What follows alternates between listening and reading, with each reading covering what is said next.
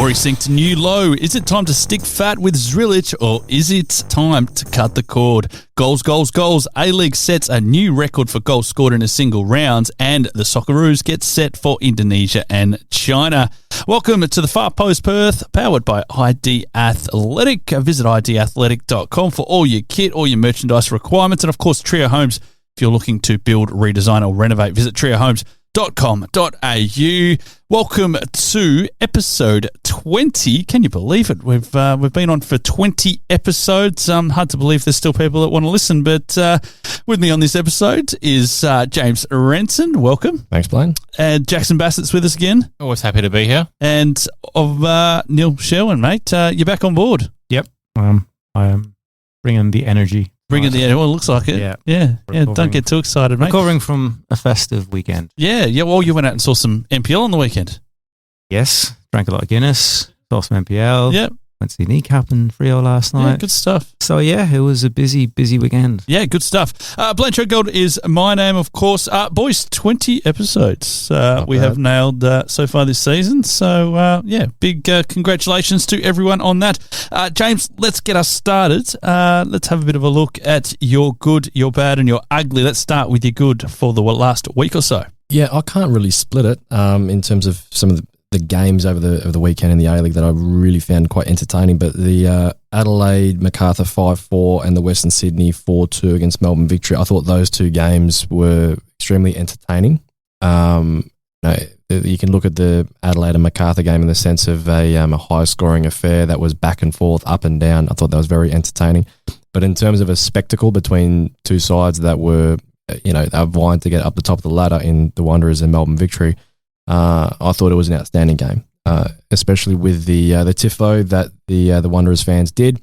And we've been quite critical of them, saying, well, where are they? Why are they not going to the games? Well, they cracked over 10,000 for the first time, I think, this season, excluding a derby. So that, along with the performance that they put in, has now seen them jump up to third on the table based on goal difference, as they're level on points with Melbourne City. But I thought those two games as some headline games, and in particular with the Wanderers and Victory game, historically being a very entertaining game and usually one of the blockbuster fixtures in the league. It was great to see a very competitive game and some good goals scored. For me, 10,000 probably isn't a pass still for the Wanderers. They can definitely do more, but when we've been giving them a fair bit of shit, it's fair, I think, to give them some praise when they get it right, also in the perspective of their TIFO Just work. Considering the population, the growth of football in that area, they bang on about it being football heartland and everything else like that. I mean, there's 2.5 million people in Western Sydney alone. Yeah. They should be getting... That's bigger than Perth. Yeah. So they should be hitting for me, it should be 15 plus. But I guess over the years, there hasn't really been that incentive for the fans to get out in their numbers based on on-field performance alone. True, but they're no Perth, they're no Newcastle or Brisbane. Yeah, 100%. So, yeah. Jaxon, kick us off with your good, mate. I'm going to go with Newcastle. Yeah. Carabao Cup final on the weekend. Newcastle United in the UK, of course. Yeah. Yes, absolutely. First trophy since the late 60s, first domestic trophy for 70 years. Yeah. And they were good value for it. They were much the better team against Liverpool, and it's reward for good effort over the years. Of course, it helps when you have Saudi money and backing, but they spent it wisely on players, and they made a very astute managerial appointment in Eddie Howe, who's gotten the best out of everyone that's come in and the players that he had at his disposal already there. Very impressive, I've got to say. They're punching well above their weight, considering the quality of their team compared to some of the bigger clubs, like the Big Six, as you would call it in the Premier League. But yeah, they've been very, very solid, and hopefully, well, we'll see if they get the Champions League next season, because I think that team is good enough to challenge in the biggest of the competition. It's really strange, Newcastle, because when I guess the Saudi ownership came in, they were all, they were quite high. Oh, we're going to rival City as far as our spending. We're going to go up, and we're going to be the best team in England. It hasn't happened. That spending hasn't happened. No, not at the level of City with £100 million signings, but they've made some good £50-60 million signings that could turn into £100 million signings, like Bruno G.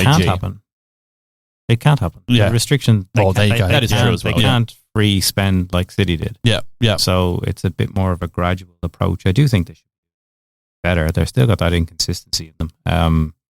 And I think Eddie Howe is always probably 4 games from getting the sack. You know, the way people talk. A couple of adverse results, but anyway, I'll let you continue because it's your good. I mean, yes, they have been a little bit like that. Like last season was a bit of a struggle, but I think to get over the hump and get that trophy out the way, I think that's a big burden lifted off their shoulders, and it's onwards and upwards from here. Yep. Neil? My good was going to be Liverpool losing the cup final. Also true. Which was great. But no, just on Newcastle, I remember when City won the FA Cup in 2011, and it was the monkey off the back, first trophy in 1969-ish, I want to say. And yes, you talk about the ownership, and I know that you can't overlook where the money comes from and all of that, but there's generations of fans who've never seen their team win anything and are rusted on. And Newcastle is a very, very important supporter base, I think, in English football. It's one of these through thick or thin, and they never got quite there in my growing up era of Keegan Ball and that exciting team. Everybody of our vintage remembers the 5-0 win over Man United and Philippe Albert, Dink and Peter Schmeichel and all that. And then he's got to go to Middlesbrough, and then Kevin Keegan's meltdown and the 4-3s with Liverpool. They were an exciting team, but they never won anything, and it was one of the best groups of players that had been put together. So it's good to see a team like that, a club like that, get the monkey off the back for sure. But my good, I've really been critical of them in the past, but I'm going to say Western United. They have lost 1 of their last 9 games, winning 6 of them in the process, and they've jumped to second on the ladder. No one's catching Auckland, but they're in a really good position to be in the top 2 come season end. Their next game is against Perth Glory, so there's another 3 points. So they are they're motoring along quite well, and they've kind of gone a little bit under the radar because they didn't make a splash signing as such. Ibisuki was a shrewd pickup. They've got some very good players, and they seem to be really well coached by John Aloisi, who's had plenty of critics, rightly so, in the past from his time at Heart and Brisbane Roar. But at Western United, he's delivered success, and he's gone.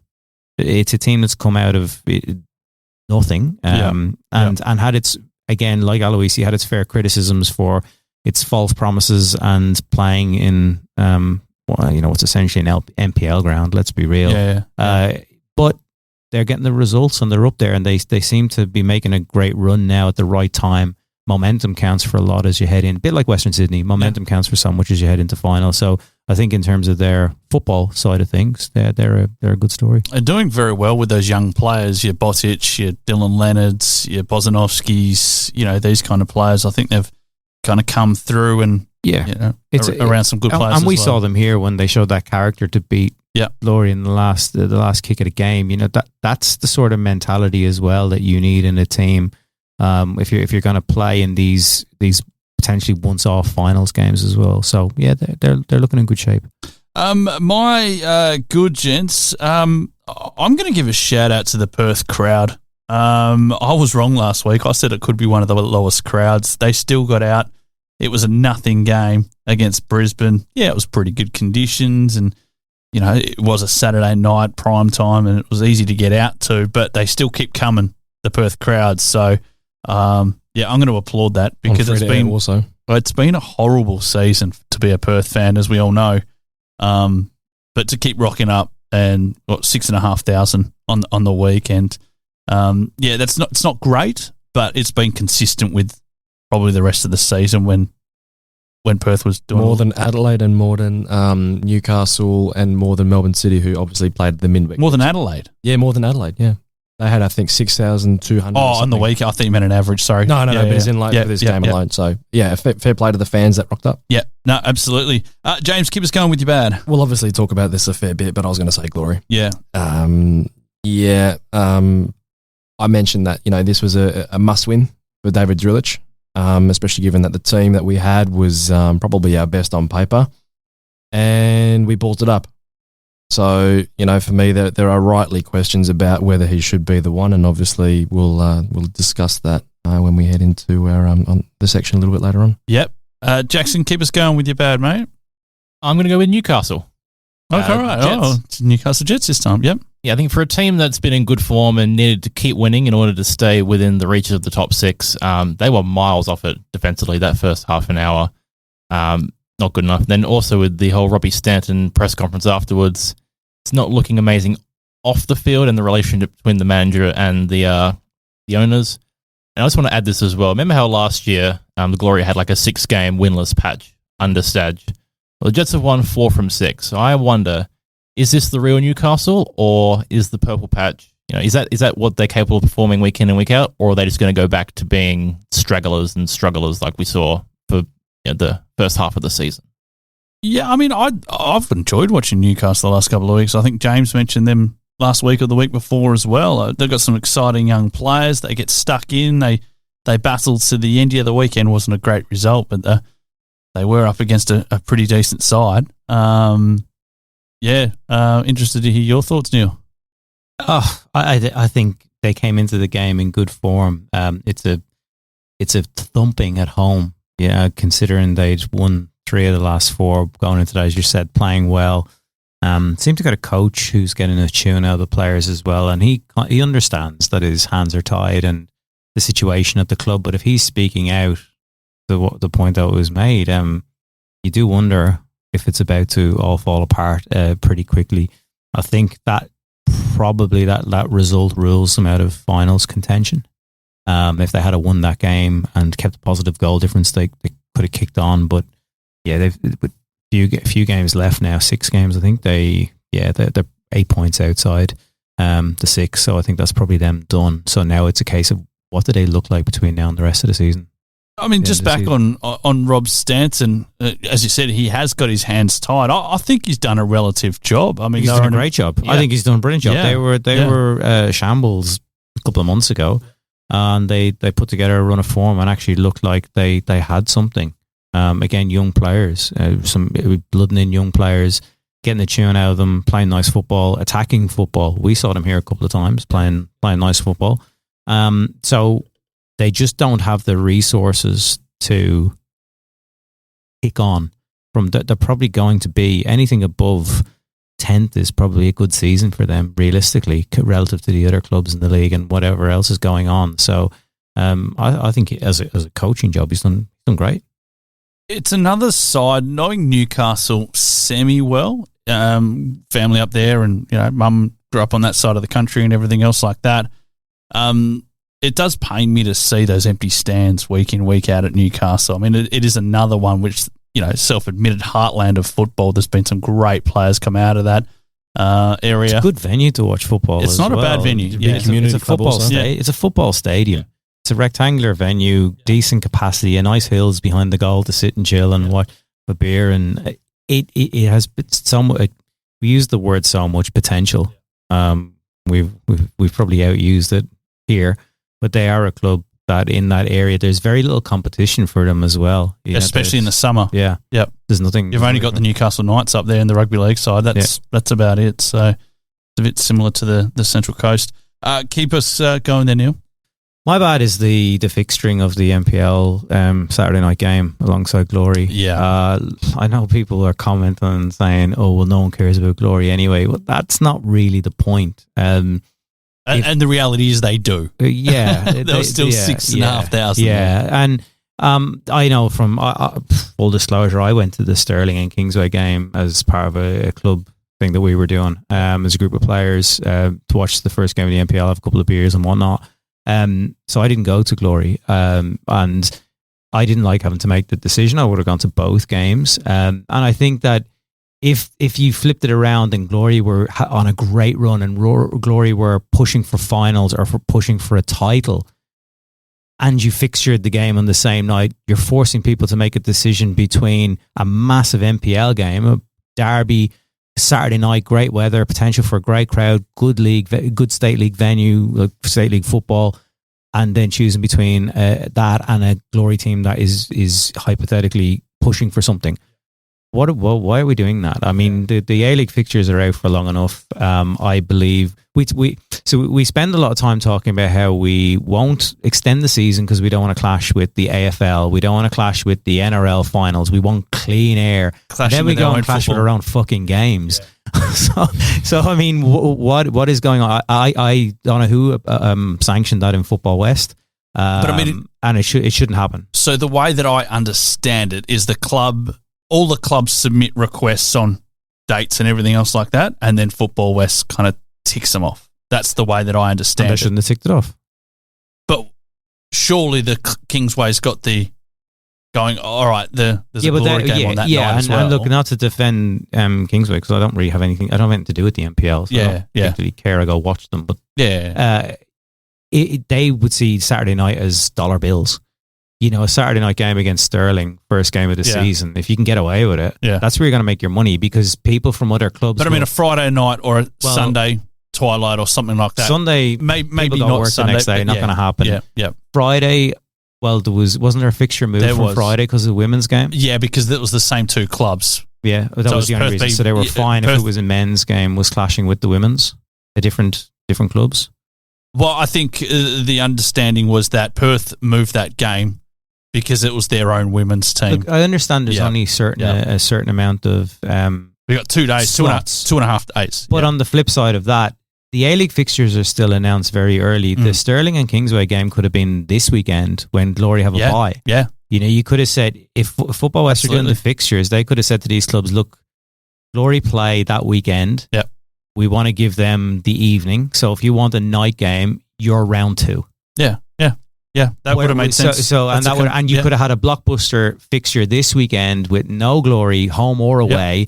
Socceroos don't play that night. There's no Premier League on because it's an international window. Yeah, would have been ideal. It's too smart. Yeah, it's too smart a suggestion. So and look, it's Football West and WA things. Yeah. That we get 2 massive games. The Glory game is big. It's the biggest. They're the biggest games. They're the highest attended games in WA. So whether you think they're shit or not, they still get the biggest crowd. They're still the biggest club. They're still the professional arm of WA football. So they are the biggest. You can argue all you want, but you're wrong if you say that they're not. And you go up against a massive NPL fixture that had a really good crowd at it. The crowd was huge. Yeah. How many would you say? Could you give us a ballpark? Couple of thousand? I saw them doing the annual crowd count on the way in. They're just doing the ticks. I would say probably 700. Okay, so decent. Yeah. Would have been nice to crack 1,000. Maybe they did. I got there 5 minutes before kickoff, and the stand was full, and there was a few people around the pitch watching, and it was a healthy crowd for both. Lamb on a spit and everything else. There's plenty of food going. Wasn't it great? It wasn't the one for the purists. No, it was got a few goals, but it wasn't. It had very early season feel to it. 2 teams easing their way into the league, a few new faces and whatnot. So it wasn't a great game, but there was a late winner, and for the home team, obviously, is going to get the crowd going and whatnot. So it was good, but give us that clean air for that game as well as Glory. Why have them clash? We're silly. Fair point. My bad, and I keep doing this, but I've put it under a little bit of an unsure, but I guess it's bad in the sense that I'm alluding to the accessibility to football broadcast, particularly when you want to go out to venues and pubs and dodgy everything box else like that. Dodgy box. Well, you can't really have a dodgy box in pubs these days. I guess probably a few out there that maybe do. Not mentioning any names. But I mean, I do miss those days, and I'm obviously a little bit older now and got other priorities with the family and everything else like that. But I do miss being able to go out and go to the pub, kind of watch the A-League, and then kind of A-League will finish, and then the first EPL game will jump on, and it's just very, very, segmented these days, and you got to play around. But I guess the reason I'm bringing this up is Paramount Australia and a company called Sports Pick Live. I've got to admit, I don't know anything about them. They've announced an exciting new partnership designed to grow football. This is all in inverted commas. Grow football viewership in venues across Australia. Now, I've done a little bit of research. There's 49 Sports Pick Live venues in WA, which I guess is pretty good. But for me, without knowing too much about them, I'm been trying to do some digging and work out who they are, what they're about, what they provide, and everything else like that, it looks like more of a betting kind of tipping company / platform out there rather than a broadcaster or a distributor or anything else like that. So I think we need to be careful of this. Now, I've done a little bit of digging. I've reached out to someone I know at a major sports bar. It's around $1,500, I believe, to be able to get this per month. So I can't see too many. If you're not already on this app, I can't see too many jumping on just for the A-League. So you're not suggesting that football in Australia has gotten into bed with a dodgy company? No, I'm not saying it's dodgy. Because that would never, ever. Neil, you forgot a big word there. Allegedly. Have you Google Mapped their premises to see if it's a disused building in London? All I'm thinking is that disused, what is it, the Wolf of Wall Street, where they get that old kind of, the old tin shed as the aircraft hangar. But yeah, I'm just trying to work out how this is beneficial and whether it will be beneficial. I guess it's a little bit of watch this space, but I think this has been hyped up to be a lot more than what it's potentially going to be. Question, just on the Paramount thing, why can't pubs just get Paramount? Well, my understanding was, and many people were under this. Had a bit of a look through Twitter and that kind of thing today. So venues could get Paramount through a residential rate. And the reason for that was they didn't offer commercial rates. So they basically said, look, if you want to show it, get it on the residential rate. Because it's $45 a year if you threaten to leave. Well, but this is what I mean. This will be the only way that pubs can get it legally now. But prior to this, the challenge was nowhere shows it. Nowhere has Paramount. Well, I don't believe that anyone knew that they could show it as well. They weren't exactly reaching out to venues and going. No. If they asked, they were probably getting told, just go ahead with it, but we're not going to promote it. No. So I'm just interested in how this is going to go. And I do miss the old days where you could get it all on one platform.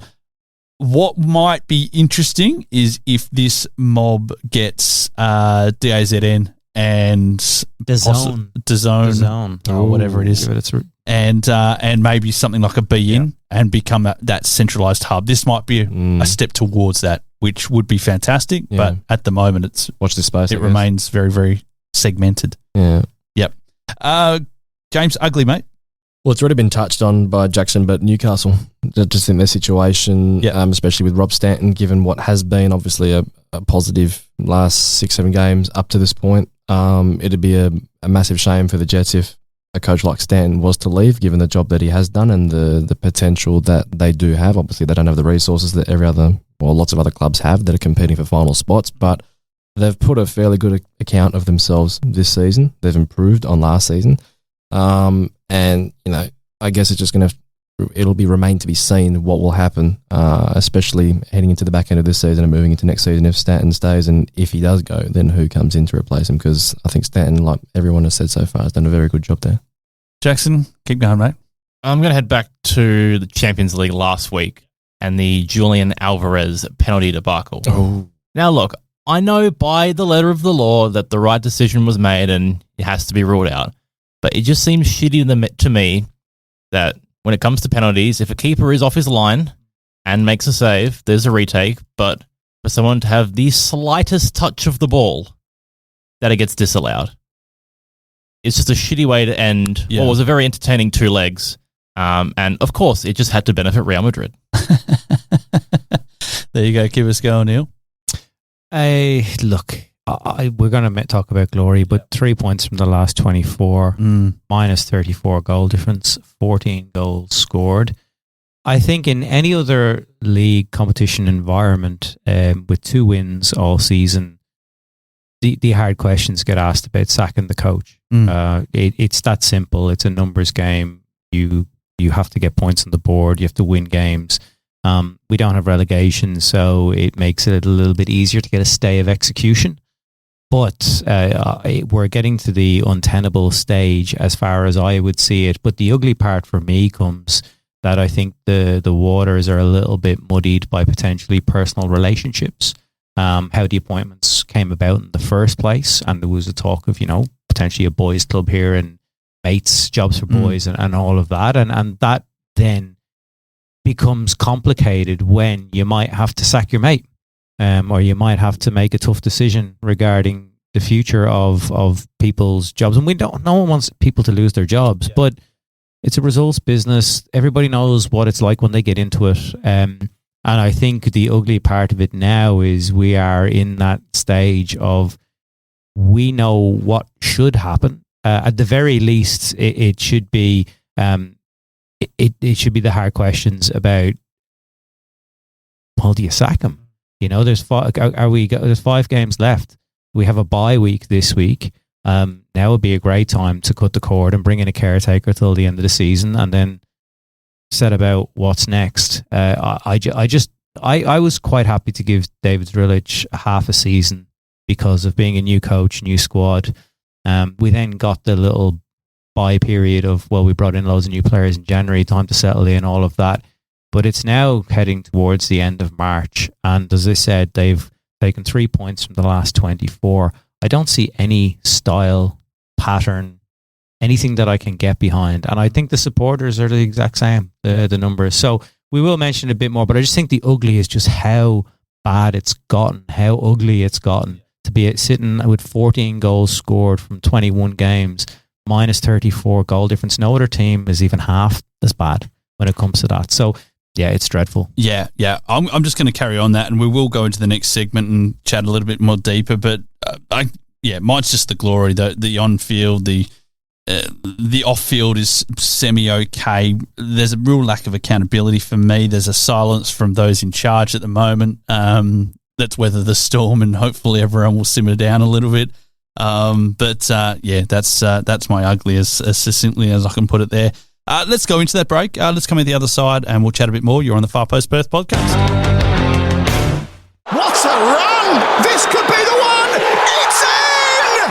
That's what it's all about! And when it comes to sports gear that helps you perform your best, ID Athletic has the winning formula. From grassroots clubs to elite athletes, ID Athletic provides high-quality sporting apparel, screen printing, embroidery, and made-to-order promotional products. Proud sponsors of the Far Post Perth and passionate supporters of WA community sport. Visit ID Athletic at 84 Howe Street, Osborne Park, or online at idathletic.com. ID Athletic. Build your identity. Tired of the same old cookie-cutter home designs? Dreaming of a space that truly reflects you? Then it's time to talk to the team at Trio Homes. Whether you're looking to build your dream home, redesign your current space, or simply renovate, Trio Homes is committed to unique designs, local personalised service, and quality workmanship. And with former Perth Glory star Dino Julbich at the helm, you'll know you're getting passion and dedication built into every project. Discover the difference with Trio Homes. Visit triohomes.com.au. Welcome back to the Far Post Perth Podcast. Big thank you to ID Athletic and, of course, Dino Julbich and the team at Trio Homes. Gents, let's take a little bit of a deep dive into the Perth Glory. I've just labelled this section on my run sheet. What's the story with Perth Glory? But let's go into that as a headline in our article about Robbie Fowler when he joined. Well, there you go. In 2009. So I'm claiming copyright. All right, you can have it. Okay. Yeah, Liam Gallagher. It might take 15 years, but I knew someone would. Somebody would one day. Let's talk about the match on the weekend. I called this one with Murray Stevens for Sport FM. I'd say that was a barrel of laughs. Well, let's just say we couldn't get out. Glory. Well, let's just say we couldn't get out of there quick enough after that match, because it's one of those things that you don't want to sit there harping on negatives. And we kind of gave Brisbane their fair dues, and then we kind of wrapped things up because it was just, it would have just turned into an absolute whinge fest from our perspective. But besides that bright spark in that first 10 minutes, they went backwards for me, James. Kick us off, mate. Your thoughts on that particular match, and then we'll start to dive in a little bit deeper. Poor. Very poor. The goal from Luke Amos was exceptional. One of the best goals we've probably seen. Knuckleball the flick over his head to tag it, the link-up play was excellent. That was weak foot as well. Yeah, exactly.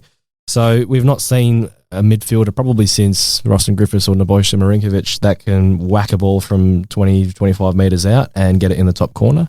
So it was a really good goal, and it's important to preference that. It was a good moment from the game, probably one of the only good moments. But the good moment. Thank you. It's baffling. I mean, we're at a phase now where we're sort of lost for words. The defending is garbage. The lack of a distinct identity and style of play, as Neil mentioned, is extremely concerning, knowing that this is someone in David Zdrillic who has spent not just years as a coach, but also as a player, learning everything there is to know about the Red Bull model under Ralph Rangnick directly. And the fact that we've made so many changes to the squad, including bringing in very experienced players. We've done a complete 180 on our public strategy in terms of, well, instead of developing young players, let's bring in experienced players and try and make a little bit of a push for the finals. But instead, what we're seeing is some of the worst football this club has ever seen in the A-League. And it's amazing to me that the club are expecting fans to tolerate this under the guise of progress, things happening in the background, mystical things happening in the background. We need to get serious. Ross Pelligra needs to be a little bit crude, but he needs to grow a pair and show that he's invested in Perth Glory. I think there is a big concern about a level of apathy, and he needs to make some very tough decisions, but we need to get this club back to the very top in a timely manner. He said this last year in an interview with Peter Vlahos on Sports Day, as did his director of football, Stan Lazaridis. But Ross himself said, I want to see this club get back to the top of the table fairly quickly next season. And the important line that he mentioned at the very end was, I will not accept failure next season. I won't be accepting failure. Well, we failed. We're back to where we were and where we said we wouldn't be at the back end of last season. We're last, even worse off than we were 12 months ago. So no, Ross has a big call to make, and he needs to make it soon. I want to caveat this again, and this is a conversation that none of us like to have, Jaxon, about calling for people to move on and everything else like that. But it's one that we've really got to have, especially when you consider this is the worst season in the Glory's history. Yeah, it's been shambolic. And I love to play devil's advocate, and I've been thinking about this for a lot of the week, how I would make a case for keeping him. But as we've alluded to, there's been no evidence in the 20 games so far that he is the right man to lead us forward. And we've gotten to this point, and we're still banking on possibilities. Will he develop as a coach? Will the new signings work, and signings for next season? Can he get them playing the Red Bull style of football, that attractive attacking football that we've been promised? And it just doesn't seem like that's going to happen. But I'll point it back to a couple of quotes from when he was appointed that shows a little bit of concern. We look forward to working with David to drive the club forward in the coming seasons. Again, plural. And he also, Zdrillic had that faux pas as well after the Sydney game where he said we'll be better next season. So based on some of the phrases, it seems like there is a long-term approach, and also considering the fact we haven't heard anything at all from Pelligra or anyone. He's too busy focusing on Catania. He's too busy focusing on Catania. He pulled his finger out when Catania had a terrible season last year and got out two of the best.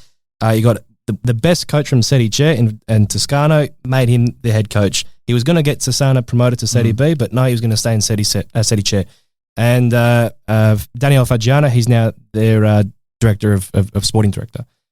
He cares more about Catania than he does Perth Glory. Let's call a spade a spade. When was Pelligra last at a game this year? December, probably? No, this year. Oh, this year? The turn of the year, yeah. Oh, I don't think it has been a game this year. Not that I can... He's been pointing out in the broadcast or anything like that. No, hasn't been here. And by his lack of actions and by his lack of words, there are valid criticisms towards whether he really is fully invested in it. And just finally, in a sense of stats, Neil obviously mentioned that we're winless in our last 8, but also we've dropped 16 points from winning positions in the A-League this season. Only MacArthur have dropped more.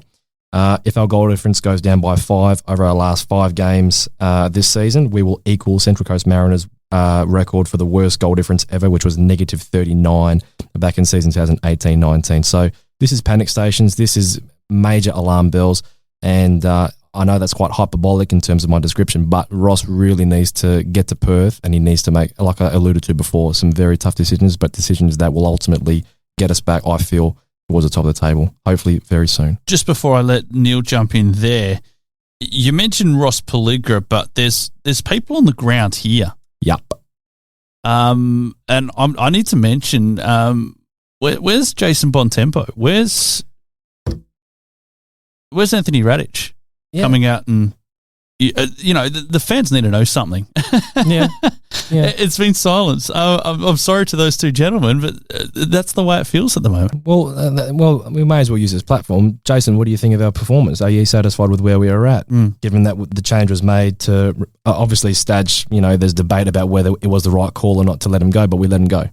Was it the right call? Are we satisfied we're on the right direction? What evidence have you seen? Anthony Radic, what evidence have you seen that we are on the right path? How are you possibly going to go to sponsors and say, please back us for next season? They're going to say, well, why should we put our money into you? This club has been a disaster this season. You've completely led us astray, including the members and fans, on expectation. We've completely underperformed. Why would anyone want to put their money, like a sponsor, a business, whatever, why would they want to get involved within the club? So, everyone from top to bottom has a lot to answer for. Not only that, but they've spent money to go out and get new players, and they've gone backwards. Yep. Yeah. So that's also the confusing part. Neil, you're too bold, mate. Just on the players, I know that they have gone out and gotten players and gone backwards, but I do think some of them are worth keeping next season, irrespective of who's in charge. I think Amos has shown already that if Glory don't sign him, and that's my fear, someone else will. He'll go off to Victory. Yeah. Sign a 2-year deal, or Melbourne City or somebody like that. Like, I think he's, given his age, his profile, what he's shown so far, he's a player you can build around without a doubt. For me, he looks, and it's not just based on that goal. I thought he was great in his first game. He's still not fully match fit. That's where you should be coming out, and this is the potential where you can come out and make a statement, right? We spoke to Lockie Wales, and he said that he wants to stay here. He's asked the club about a new contract. Why the fuck haven't they signed him yet? Why haven't you said to Lockie Wales, we're going to sign you now and we're going to put it out as a good news story, saying, yes, results are not great at the moment, but Lockie's staying. We're building something. Luke Amos is staying. Yeah. Tags is staying. You come out and you say, right, yes, we know that, but here is something. Here's a carrot for you to get behind. We're hearing nothing right now, it feels like people are going to make their own assumption. Now, I'm not the biggest fan of letters from the chairman and say, because it's all just fluff, it's lip service, but at least it's something, right? And we're not getting the radio appearances, probably because people like us are going back to the archives and now using the quotes against them. But I still think that they should, as your point is, I don't give a fuck about Ross Pelligra. He's the owner. I don't care about him. And it's the people that are in the day-to-day running of the club that need to be accountable and need to be showing something. He appoints them, and he can do that from Italy for all I care. I don't care. I don't need to see Ross Pelligra at a game personally. It does nothing for me to make me think that the owner gives a shit. What makes the owner give a shit is holding people to account, and if they're not performing as people, his representatives, that's where he should start. He should start with his representatives, and if he doesn't trust his representatives, then come to Perth, or else sack the lot of them. But at the moment, we're seeing nothing. Now, I know James is itching over there. So the last thing I'll say like the meme with the kid with the vein hanging out his head. That's the last thing on. Well, he hates Ross now. No more meetings for me. The thing with Zdrillic, you're going to end up with a horse head in your bed, mate. I believe that they're going to stick with him, and it goes back to Jackson's points that, look, you sign a new coach, you're not going to say we back him for this year, because it doesn't send any sort of good vibes. You're going to say years, right? I believe they choose their language very carefully when they hire Zdrillic. They say years. But I also believe that we've seen nothing to suggest that he's in any trouble. I did mention earlier that his head should be on the chopping block. 2 wins, shit everywhere. But I don't believe it is. I believe that they will see this as a learning season, and then next season will be when they get things right. That's what I believe the mentality is in the club at the moment. That this year we'll ride the waves. It'll be a shit show. We may lose a load of fans. We may lose a load of sponsors. Yeah. But we'll be better next year. Like we were told we'd be better from January.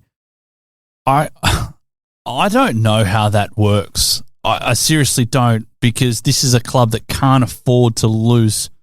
No, we fans, know that though, and it can't afford to lose sponsors. But that's and where all that hard work that's been done. You've got people that are out of touch in the business side of the club that have worked so bloody hard to get good sponsors on board, it must be said, this year, and new sponsors and fresh sponsors and sponsored this and sponsored that. All that hard work just goes down the drain. All the hard work done from the match day committee to try and get fans in the gates, all down the drain. I just want to bring up another quote from Mr. Lazaridis that obviously got shared following the game at full time, because we can talk about the need for years, but Stan in this interview quite clearly said this is not going to take 3, 4, 5 years. And he said, to be specific, we're going to be extremely competitive, and I really think that we're going to be vying for the top 6. We ain't going to be finishing bottom of the table, and we're not going to be conceding that many goals, as you mentioned. If I don't deliver for this club and we're having this conversation this time next year and we're not competitive and we're not doing what I promised, I won't be here either, Peter. So that for me sets a precedent that they were expecting a significant level of uptick in performance and result. So the notion that there is a long-term build for me, okay, sure, there probably is in the long run. We want to be a sustainable club. I get that. I want to see Perth Glory be a sustainable club also. But an expectation was set by our director of football that we will see significant, and that's not a word that should be used lightly, significant improvement from the last few seasons where post-COVID, yes, of course, it's been a disaster, but we haven't made finals. The expectation was from Lazar, Zdrillic, and Taggart, the captain, 3 of your main key pillars on the sporting side, all said finals. So that was an expectation that was met. Now, if Ross is saying that we're not going to accept failure, how do we respond to it? Yeah. That's going to be the interesting thing for me to observe. I think the hyperbole's been addressed by Stan afterwards, and I think he'd probably come out, and he has come out and said, look, I was probably a little bit over the top, and if I could have those words again, I probably will. But I see exactly what you're saying. He still said in January, you're going to have to bleep this out, but he said, next year we're going to win the fucker. Yeah. So, but I think if they were true to the words of, those expectations, they would have sacked them by now. They should have.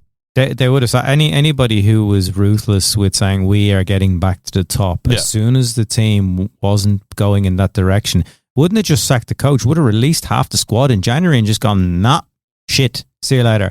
And they kind of did that, right, with bringing in a load of new players. And they did kind of say indirectly that the squad in the first half of the season was shit, right? And they brought in a load of new players. So I actually didn't mind that too much because they needed to do something. We couldn't plod along with the squad from the first half of the year and those performances and the absolute hidings. But to go backwards? To go backwards, they've probably conceded less goals. That's probably the only thing that we can. But have we been making advancements? No, they're shit. We know they're shit. That's the thing. But it's like, on what KPIs are we possibly saying other than, we've made our learnings this year, we've learned our lessons, and we're going to be better next year, which they've been saying for years. What sort of KPI are they going to advertise to the fans and say, well, David, you're going to stay next year?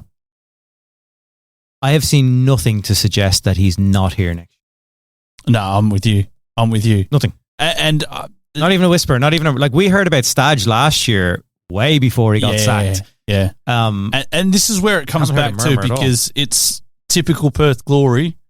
Jaxon, I'll bring you into the conversation to have a rubbish season, sack the coach, rinse, repeat. Have a rubbish season, sack the coach, rinse, repeat. Like we've done this. I think we've had the most amount of coaches in the A-League, if I'm not mistaken. Probably the most amount of CEOs and everything else as well. Is it about, I guess, stopping that cycle and saying, all right, it may not be great, but we're going to have some kind of stability? Yeah, that's probably one of the reasons. It doesn't help as well that even before the Pellegrini group came in, the Glory had been shit for 3 or 4 years. So the fact that they've come in now, it's their first season. It's almost like that we have to look at it as a clean slate for them, because they came into a bit of a mess. And although we all expected them to reach finals, and I agree, we should be playing a lot better than we are. But it might take a season or two to get everything right on and off the pitch. And then that brings me on to my next point, which I'm going to tee up James perfectly here. If you're going to sack the coach, and most of the fan base is on the side of yes, he needs to go. Then the question is, who's the solution and who comes in to build next year, and who's the one to take us from the bottom and lead us forward? Well, I've got a couple of ideas, but James, who would you like to?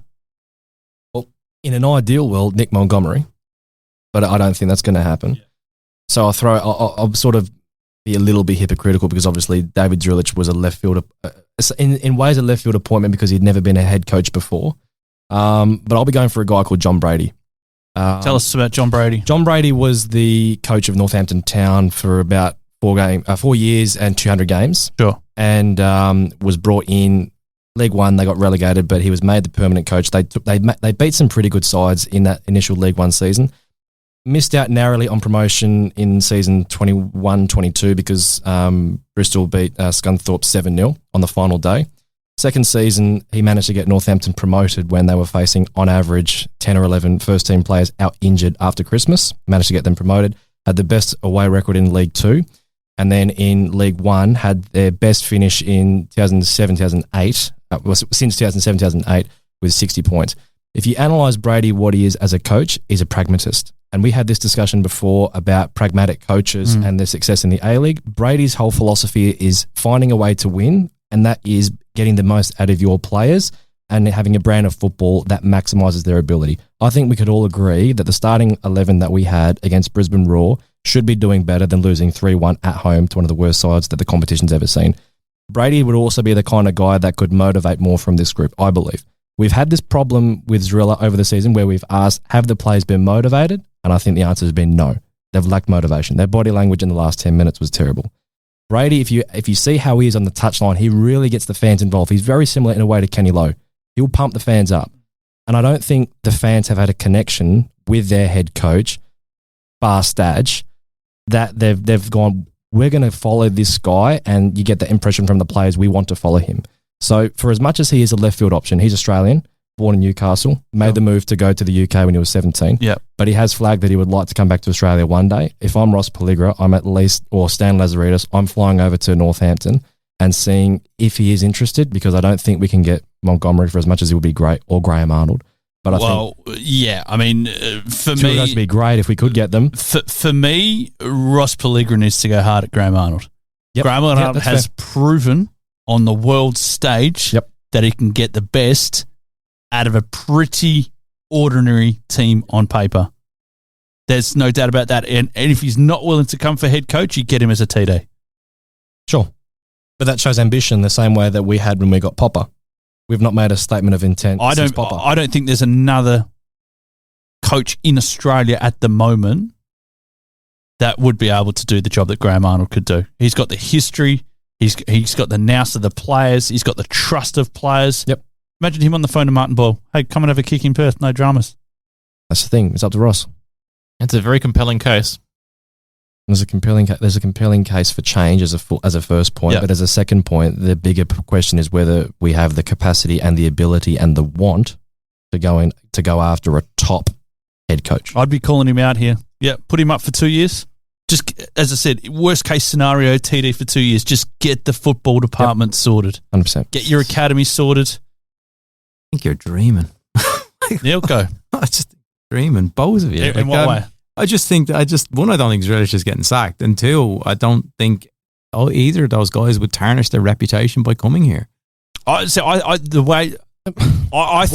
you? I wouldn't say it's tarnish his reputation, but Graham Arnold's clearly kind of coming to the end of his working career. Yeah, if he could see out a swan song, I reckon he'd want to do it in the A-League. Sure, but I think also, Neil, for as much as it is somewhat of a poison chalice being the head coach post Tony Popovich, there is still a club that has Popovich era is years ago. Yeah, I know, but you look at the coaches that we've had since then, not one of them has had a win rate close to 40 or 50%. No, but we've had good coaches. Since Popper, we've only had Stadge, really. That's been solid in ways. There's always been potential with us. Mm-hmm. And if we can sort our feet off the park, so to speak, by getting the training facility up at Mirrabooka and maybe clearing off some of the debt and getting rid of some of the players, and I get it, it's all hypotheticals, and who knows if it's going to happen sooner rather than later. But there is so much potential, and we're wasting it away, because we've got to remember as well, Adam Taggart's not getting any younger. But you talk about potential, though. Why would Graham Arnold want to come here it's not a win now situation. It's not a win in the first year situation. Depends if he wants a challenge. But I'm not expecting it to come in and build a squad on a shoestring budget with no facilities. You don't own anything. You've got players that you need to turn over again. That's why I suggest that he comes in even as a TD. Sure. And gets the football department sorted for, and then build a succession plan after that. But we should want to dream big, though, for as much as it might be unrealistic or unachievable or unattainable. We should want to have the ambition to try and be, as Ross said himself when he bought the club, a powerhouse club. And I get you can't do that overnight, but that shouldn't stop us from wanting to be a club that has the ambition of getting out of the bottom two, let alone trying to compete for finals football and major silverware. Just very quickly. Yes. Popovich inherited good players. He did. Who are you inheriting? Taggart. You're inheriting a team that's also got some very good young players. What is Western? Who are the very good young players? Pearman's gone. What about Labib? Yeah. Labib. What about Lizalewski? No, I don't think they're very good players that you would attract a coach to coach. You've still got a good base to work with. I don't think you do. Well, what's John Aloisi got at Western United on paper? He's built that, though. He did build that, but what's his squad? He's built it. He's built a squad that can win games and has a good attitude.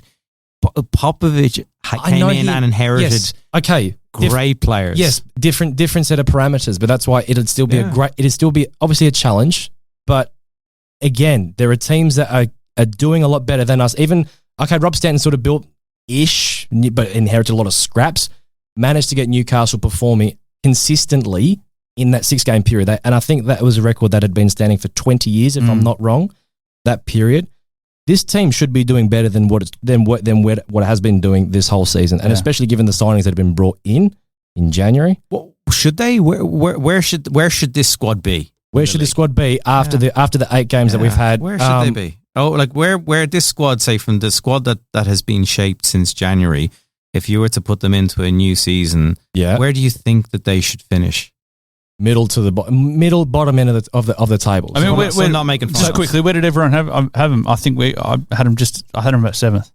I can't recall. 8th or 9th for me. I think it was. I might have been too optimistic. No, Jaxon had him in the top 4. I'd rather not say. He's not saying anything. But obviously it's going to require significant investment, and the impression was, well, we're going to have to sort our things out, this season, so that we can try and be more competitive next season. I would just question the sanity of Graham Arnold if he took that job, because it's a rebuild job. You didn't want it.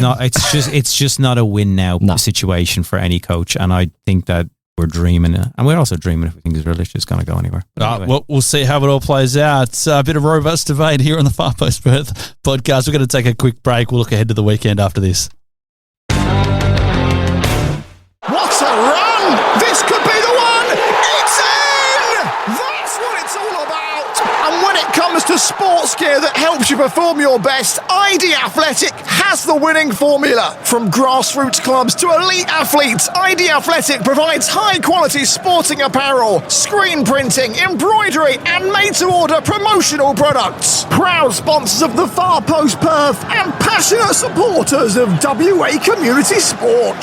Visit ID Athletic at 84 Howe Street, Osborne Park, or online at idathletic.com.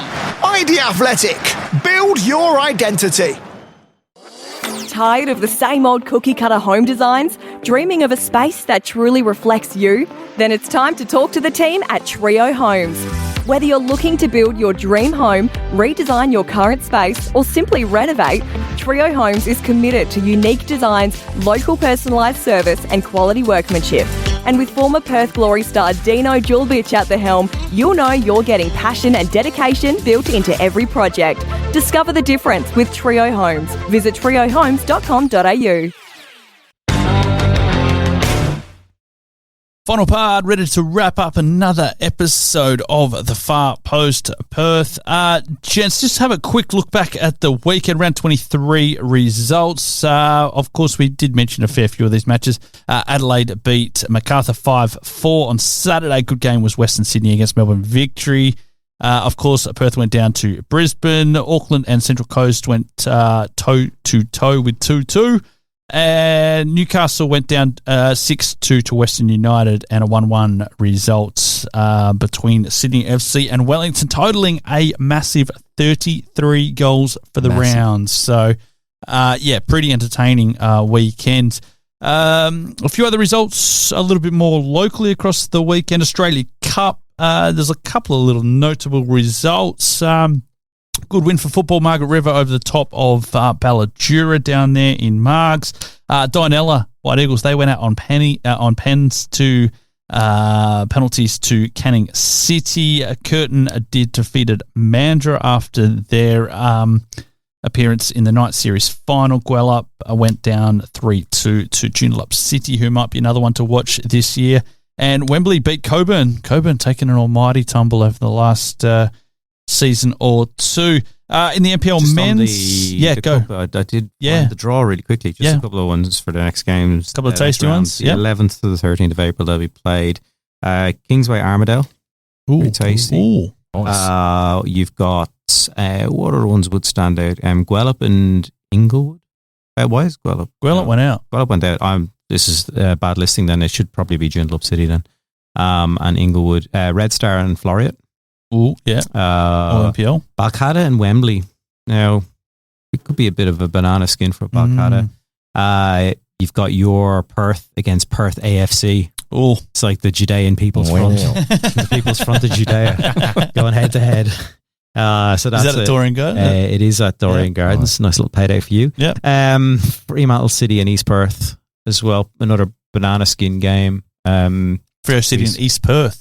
Fremantle City and down East there Perth, at Hilton. Yeah, at Hilton. Yep. So yeah, there's a few interesting games there. I think. Just see if there's anyone else to stand out. No.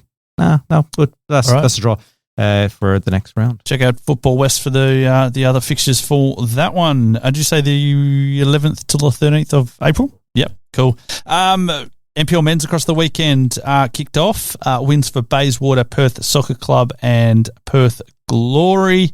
Also, Olympic Kingsway had a win as well. There was draws between Armadale and Floriat and Western Knights and Red Star. There is round 2 this weekend. There's also round 1 of the NPL Women's. While we're talking about NPL Women's, congratulations to Balcatta, who beat Perth on the weekend in the Night Series Cup final as well. Lovely stuff. A nice little bit of silverware for Balcatta. They're probably the team to beat from what I've seen this year. I think they'll be the front runners. I think maybe Perth and Red Star, maybe just in behind them. But I think Balcatta, just considering the experience that they've got, are probably the ones to beat. A-League Women's this weekend, Melbourne Victory against Newcastle, Wellington v Central Coast, Canberra v Sydney. Saturday night, blockbuster Perth against Western Sydney at the Sam Kerr Football Centre, and Adelaide v Brisbane.